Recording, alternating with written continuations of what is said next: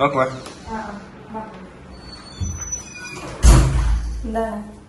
സംശയം ചോദിക്കേണ്ടി വന്നതാണ്. അതായത് എന്റെ ചേച്ചിയുടെ കുട്ടി 5ാം ക്ലാസ്സിലാണ് പഠിക്കുന്നത്. അപ്പോ അവിടെ എന്തോ കാഴ്ചക്ക് എന്തോ ഒരു പ്രോബ്ലം ഉള്ള പോലെ. പിന്നെ ഇപ്പൊ കണ്ണട വെക്കണം എന്നാണ് പറയുന്നത്.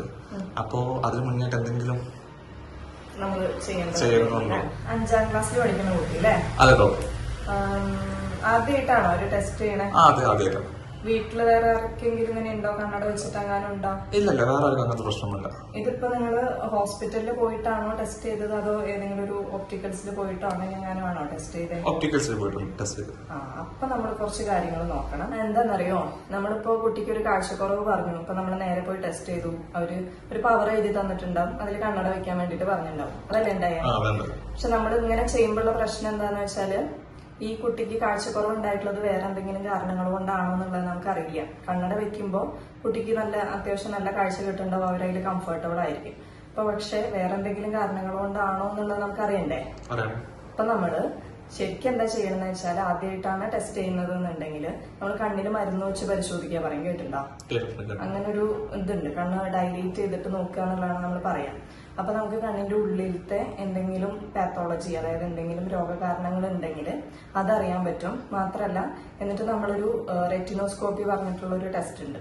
അതും കൂടെ ചെയ്യുമ്പോൾ കണ്ണിന്റെ പവർ എത്രയാണെന്നുള്ളത് നമുക്ക് കറക്റ്റ് ആയിട്ട് അതിൽ നിന്ന് കിട്ടും. എന്നിട്ട് നമ്മൾ അതിന് ശേഷമാണ് ഈ കണ്ണിന്റെ ഉള്ളിലത്തെ വേറെ ഫണ്ടസ് എക്സാമിനേഷൻ എന്ന് പറഞ്ഞിട്ടുള്ളതൊക്കെ ചെയ്യാം.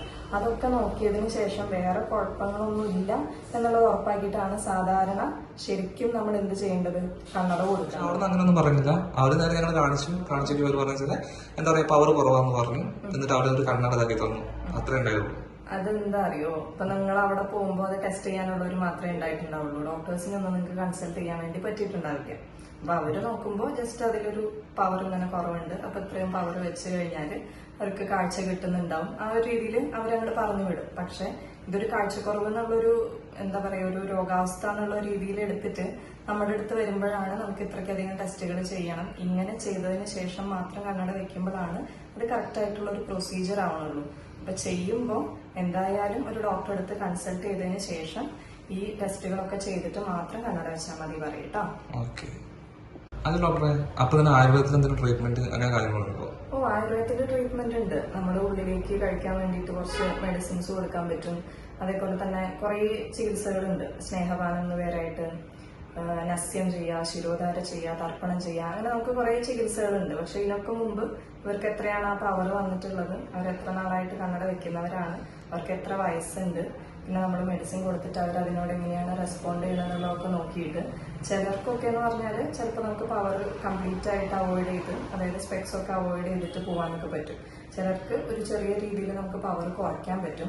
പിന്നെ ഈ വലിയ പവറുള്ള കണ്ണടകളൊക്കെ വെച്ചിട്ടുള്ളവരെ കാണില്ലേ, അങ്ങനെയൊക്കെ ഉള്ളവർക്കാണെങ്കിൽ നമ്മൾ കൂടുതലും റെറ്റിനെ പ്രൊട്ടക്ട് ചെയ്യാന്നുള്ള രീതിയിലാണ് ചികിത്സ കൊടുക്കുക. അല്ല അവർക്ക് കണ്ണട ഇല്ലാണ്ടായി കഴിഞ്ഞാൽ തീരെ കാണാൻ പറ്റാത്തൊരു അവസ്ഥയായിരിക്കും. അപ്പൊ ഇതൊക്കെ അനുസരിച്ചിട്ട് നമ്മൾ ആയുർവേദത്തിൽ ഇതിനൊക്കെ ചികിത്സകളുണ്ട്. അത് റെഗുലർ ആയിട്ട് ഒരു ഇന്റർവെല്ലിൽ ഇങ്ങനെ ചെയ്യുകയാണെന്നുണ്ടെങ്കിൽ നല്ല റിസൾട്ട് തന്നെ ഉണ്ടാവാറുണ്ട്. ഇനിയിപ്പോൾ അവര് ട്രീറ്റ്മെന്റ് എടുക്കാൻ റെഡി ആണെന്നുണ്ടെങ്കിൽ ഇങ്ങോട്ടേക്ക് വന്നോളാൻ പറയും. നമ്മളിവിടെ OP ആയിട്ടും IP ആയിട്ടുള്ള ട്രീറ്റ്മെന്റ്സ് ഒക്കെ കൊടുക്കുന്നുണ്ട്. എന്തായാലും അവരുടെ അടുത്ത് ജസ്റ്റ് ഒരു കൺസൾട്ടേഷൻ എടുക്കാൻ പറയും.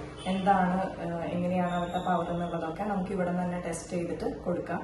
എന്നിട്ട് നമുക്ക് അവരുടെ അടുത്ത് പറഞ്ഞ് മനസ്സിലാക്കിയതിന് ശേഷം അവർക്ക് എന്താണോ തീരുമാനിക്കുന്നത് അതിനനുസരിച്ചിട്ട് നമുക്ക് ചെയ്യാം. ഓക്കെ ഡോക്ടർ, ഞാൻ എന്തായാലും അവരോട് സംസാരിച്ചിട്ട് എന്തായാലും ഇത് വരാൻ പറ്റുന്നെങ്കിൽ കൺസൾട്ട് ചെയ്യാം. അവരുടെ അടുത്ത് പറഞ്ഞിട്ട് എന്താണെന്ന് വെച്ചാൽ ചെയ്യാം കേട്ടോ.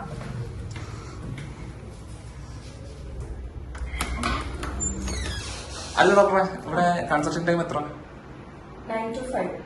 സൺഡേ ഉണ്ടാവില്ല. Monday to Saturday 9 to 5. Okay, ശരി ഡോക്ടർ.